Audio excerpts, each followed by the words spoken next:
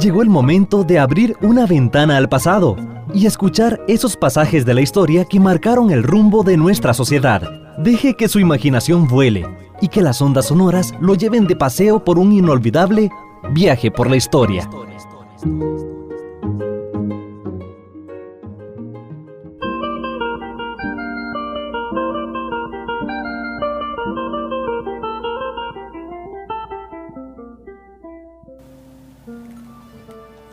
Sobre la pena de muerte en Costa Rica, hay que decir que se aplicó a hombres, pero que también se aplicó a mujeres. En la historia de quienes sufrieron ese alto castigo también hubo mujeres. Obviamente entre los hombres que se les aplicó, personas a quienes se les acusó de haber alterado el orden político, de haber atentado contra los órganos del Estado, contra los gobernantes, aquellas personas que sirvieron de espías a los enemigos del Estado, o los invasores filibusteros, etc. De acuerdo a distintas situaciones que se iban planteando desde ese punto de vista cuando la pena de muerte existió en el país. En los actos de piratería, los incendiarios que destruyeran bienes públicos, que asaltaran fortalezas o casas de prisión con el fin de darle libertad a presos o asesinarles, también se les podía aplicar la pena de muerte en aquella época. Obviamente los que asesinaban a personas voluntariamente o con premeditación también. Los que mataban a su padre, a su madre, abuelo u otro ascendiente en línea directa, voluntariamente sabiendo a quienes iban a matar y con intención de matarlos, se les consideraba obviamente parricidas e infames y se les podía aplicar la pena de muerte. En algunos casos se podía conmutar la pena de muerte por años de prisión, como hemos señalado en otro programa, hasta 10 años, que era una pena bastante fuerte en el siglo XIX. La pena de muerte se ejecutaba en la ciudad, en la villa o en el pueblo, o en el distrito en el cual se cometía el delito. Eso con el fin, obviamente, de impresionar, de impactar a la comunidad en donde se había realizado el delito y casi como para señalar un ejemplo de castigo público que se hacía en ese sentido. En Costa Rica la pena de muerte se realizaba por fusilamiento. Se podía usar el garrote, que era esa forma heredada de España, que se sienta al prisionero o a la persona que se va a ejecutar en una silla especial, se le aplica una especie de soga al cuello que se va jalando por atrás a modo de torniquete hasta asfixiarlo, quebrarle en ese sentido la nuca y matarlo de esa manera. Y la ejecución, que siempre era pública y siempre estos actos de castigo se hacían de manera pública. Se usaba hacerlo entre las 11 y las 12 de la mañana, fuera de la población, en un sitio que quedara cercano a la población, eso sí. No podía nunca realizarse el fusilamiento o el castigo de la pena de muerte en días feriados o en día de regocijo público, es decir, días de festejos de actividades públicos. El condenado a muerte siempre se le ejecutaba dentro de las siguientes 24 horas en que se le comunicaba esa sentencia. Y habían casos especiales. Si el reo era mujer embarazada, entonces en cuyo caso no se le notificaría la sentencia ni se ejecutaría hasta que pasasen 40 días después del parto, ¿verdad? Y probablemente no se le avisaba que se le iba a fusilar o matar, porque para no impactar emocionalmente a la criatura en vientre, por el impacto psicológico que podía producir eso en la madre. Tampoco si por retractación legal de algún testigo de los que hubiesen declarado contra el reo o por nuevas pruebas que se hallaran resultara motivo para reconsiderar el fallo de la pena de muerte. En el caso extraordinario que el reo necesitare por circunstancias o por el cargo, algún tiempo más para dar cuentas o arreglar sus negocios domésticos. Si hubiera grave perjuicio en que no lo hiciese, se le concedería al juez el término que considere preciso para establecer su castigo. El reo era conducido desde la cárcel al suplicio, con las manos atadas, con túnica blanca y con una soga de esparto al cuello. El asesino, el traidor y el parricida, además de los pies descalzos y la cabeza descubierta y sin cabello, los pelaban cocos. El asesino parricida vestiría igual túnica blanca con mangas encarnadas, y el traidor, a quien se le acusaba de ese delito, llevaría en la espalda un cartel en que con letras grandes se anunciase su delito de traidor.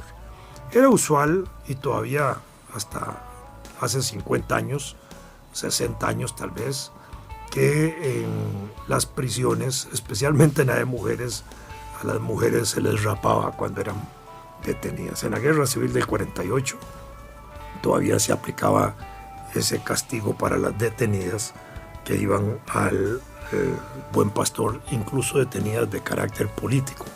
Se les cortaba la cabellera. También a veces se les ponía una cadena de hierro al cuello, y que tanto la soga o la cadena la llevaba el ejecutor, que era como que los iba como llevando una mascota con una correa, exactamente. Los reos sacerdotes que no hubieran sido degradados de su condición de sacerdote, previamente se les tapaba la cabeza con un gorro negro en el caso de que fueran ellos los sentenciados. Siempre que había una condena de muerte, al reo o a la persona que iban a matar lo acompañaba uno o dos sacerdotes, el escribano y los alguaciles, que eran los funcionarios judiciales, vestidos de negro, y eso iba además con una escolta de gente que lo acompañaba. En el camino al lugar de ejecución no podía alterarse el orden, tenía que imponerse un silencio que no podía ser interrumpido.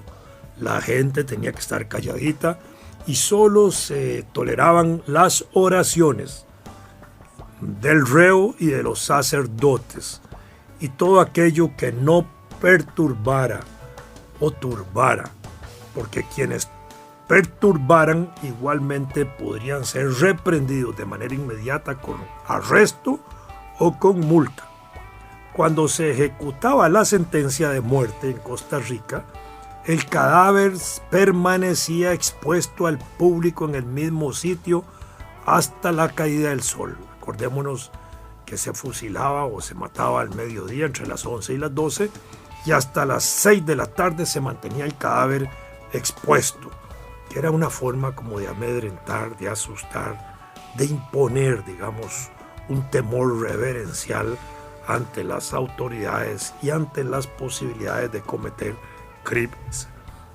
Después de la caída del sol, el cadáver se le entregaba a los parientes o amigos si lo pedían. Y si no lo pedían, entonces el cadáver era sepultado por disposición de las autoridades. O podría ser entregado, es interesante esto, para alguna operación anatómica. Es decir, ya en el siglo XIX se permitía, digamos, el estudio anatómico del cuerpo.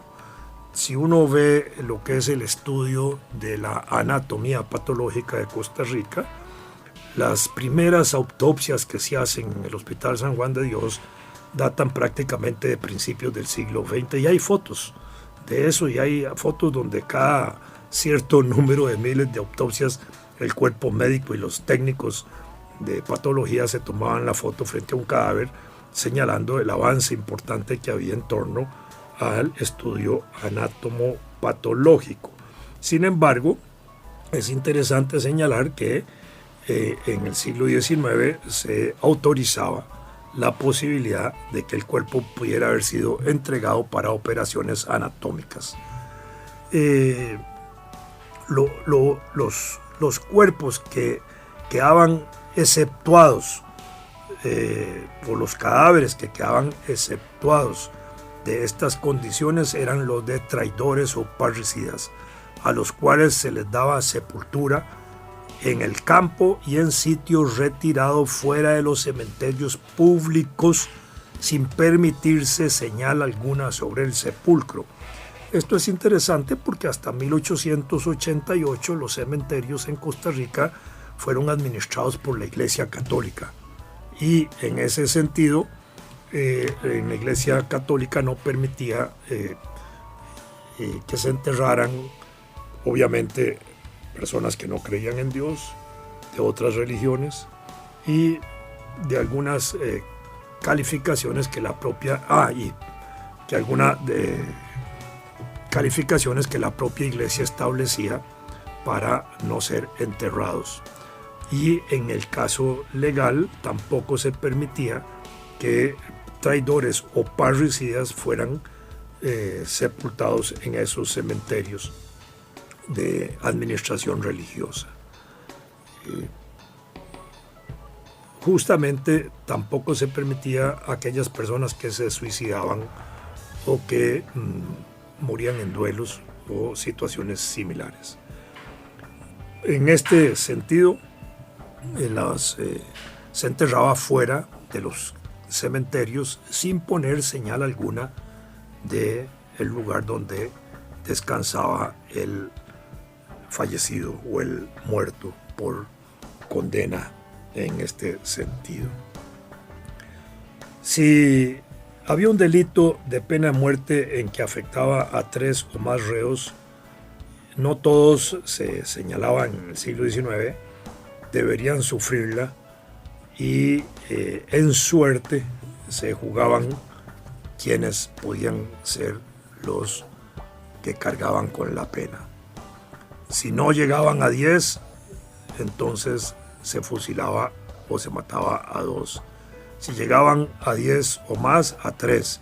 Y si llegaban a 20, a 5, y así se aumentaban por cada 10, uno más. Entonces no era que se fusilaba a todos, sino a unos. Aquí hay excepción cuando se captura a los filibusteros en la batalla de Santa Rosa en 1856, que a todos los 20 y pico se les fusiló.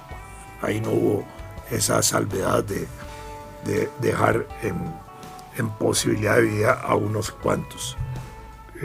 La suerte era lo que jugaba para ellos.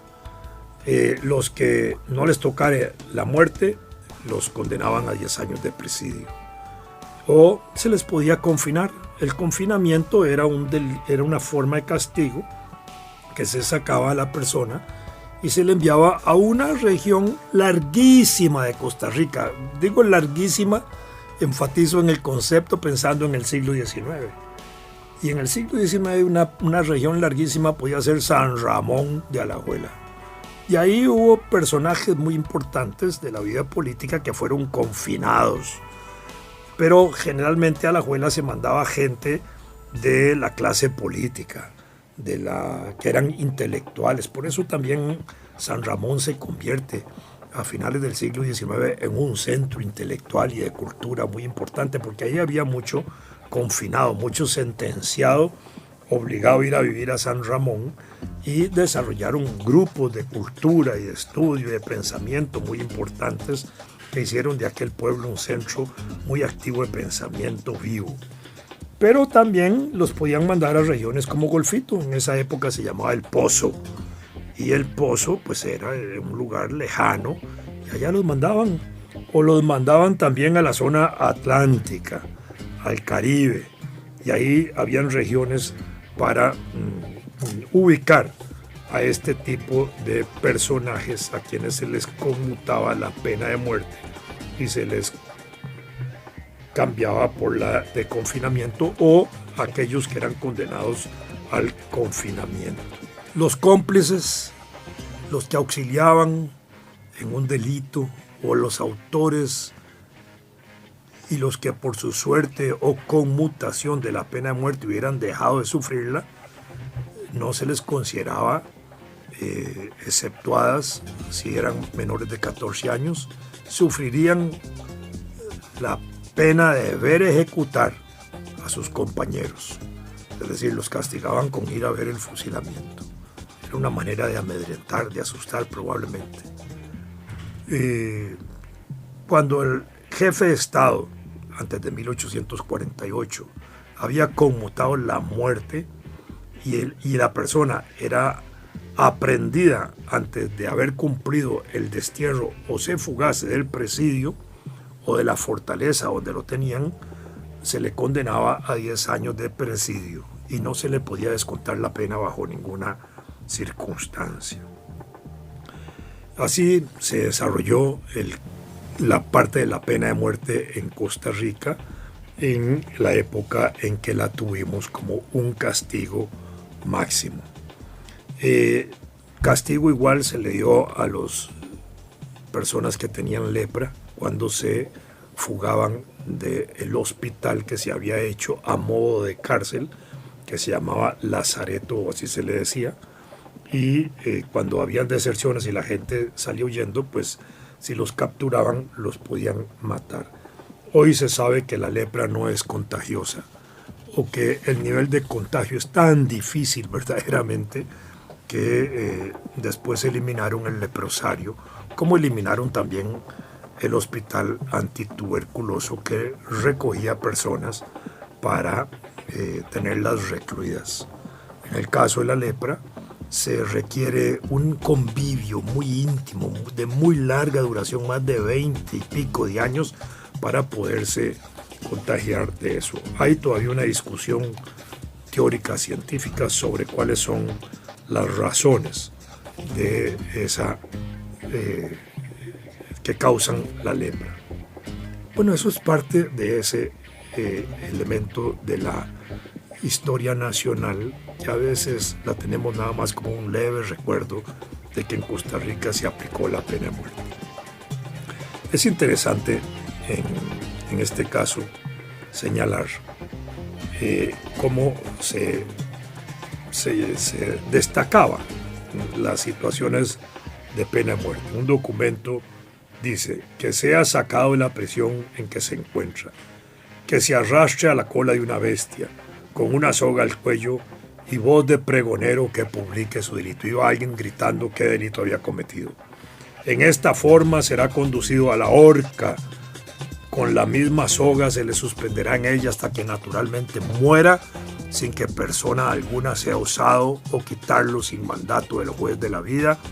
Y para público escarmiento mandamos que después de muerto sea metido, oíganse, en un saco donde vaya una víbora, un mono, un perro y un gallo, y de esa suerte se dirija a la laguna inmediata del Real Hospital San Juan de Dios y sea arrojado a sus aguas. Fíjense qué clase de castigo se podía establecer. Estamos hablando de autoridades de Cartago que habían tomado decisiones en ese sentido cuando se estableció un asesinato, y así castigaron a esa persona antes de la independencia. 1802, en el ajusticiamiento de un ciudadano de Cartago, igual que para público escarmiento después de muerto le fuera quitada la cabeza y la mano derecha, poniéndose la cabeza en un asta en el lugar del incendio y la mano a media legua de la ciudad de Cartago a la salida de la ciudad, poniéndose ambas piezas en astas elevadas en donde permanecerían hasta que el tiempo las consuma o las aves las devoren. Esto fue en 1799, fíjense qué manera de asustar y qué manera de amedrentar, ¿verdad? En esa sentencia de 1802 se dice respecto a la ejecución, dice: un numeroso concurso veía desfilar aquella procesión. Así lo relata un dirigente, Manuel de Jesús Jiménez, a finales del siglo XIX, cuenta esto de esta manera: un numeroso concurso veía desfilar aquella procesión, El acto en verdad era imponente. Sonaban las campanas con toques de agonía y los tambores con monótonos y tétricos redobles guardaban silencio a los muchachos y apartaban su vista a las mujeres. Por orden del gobernador, esto en la época de la colonia, fue sacado de la cárcel montado a caballo. Iba el reo custodiado por el alguacil mayor, un sargento, un cabo y 8 soldados. De esquina en esquina iba repitiendo el pregonero estas palabras: por el de muerte, robo e incendio manda el rey hacer justicia. Y así llegó el concurso a la plaza llamada de Laborío, Cartago, en donde, preparado el banquillo junto a la horca, allí fue sentado el reo y arcabuceado, y luego puesto en la horca, colgado por el pescuezo, en donde lo bajaron en la tarde para enterrarlo en el cementerio de la parroquia de Cartago, por súplicas de los Carmelos y con permiso del cura. Bueno, eran formas en que se describen esos actos en que así fue dándose. En 1824, la Constitución de la República Federal, la Constitución que se había promulgado el 22 de noviembre, ahí se estableció ya regulaciones importantes respecto a la organización del Estado centroamericano y del Estado de Costa Rica. A partir de entonces formamos parte de la República Federal de Centroamérica.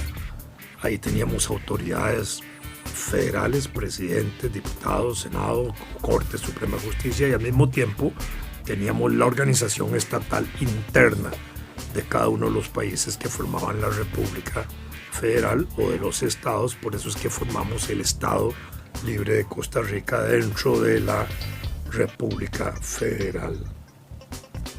En esos años Zamora, José Zamora, un español, alteró la vida nacional. Zamora había sido expulsado de Colombia a finales de 1824 porque se oponía a la independencia y quería restaurar el gobierno español en América junto con una treintena de personas, y aquí fue capturado. Zamora se mueve en Costa Rica con intenciones conspirativas en ese sentido y terminó siendo capturado. El 28, esa captura de Zamora condujo a que de alguna u otra manera se provocara su fusilamiento. En la guarnición del cuartel en aquella época, después de que hubo un movimiento, digamos, revolucionario militar alrededor de eso, Zamora fue tomado prisionero. Declaró que él sí era españolista y en ese sentido se ordenó su fusilamiento. También fueron capturados con Zamora cómplices que también se les condenó al presidio, como se acostumbraba en aquella época, 1826, época de Juan Mora Fernández.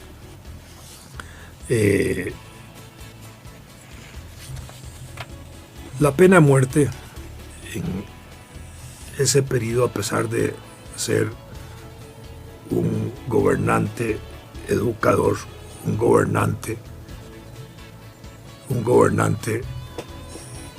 que le reconocemos muchos méritos en la construcción del Estado, no podía obviar en ese momento el castigo de la pena de muerte, porque así había sido establecido en aquellos años, y es hasta 1882 que la eliminamos de manera definitiva en Costa Rica.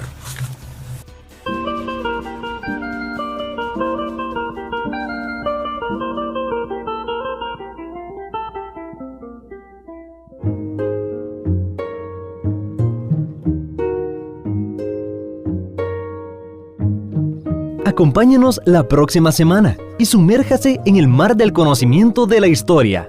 y deje que su imaginación vuele una vez más y que las ondas sonoras lo lleven de paseo por un inolvidable viaje por la historia.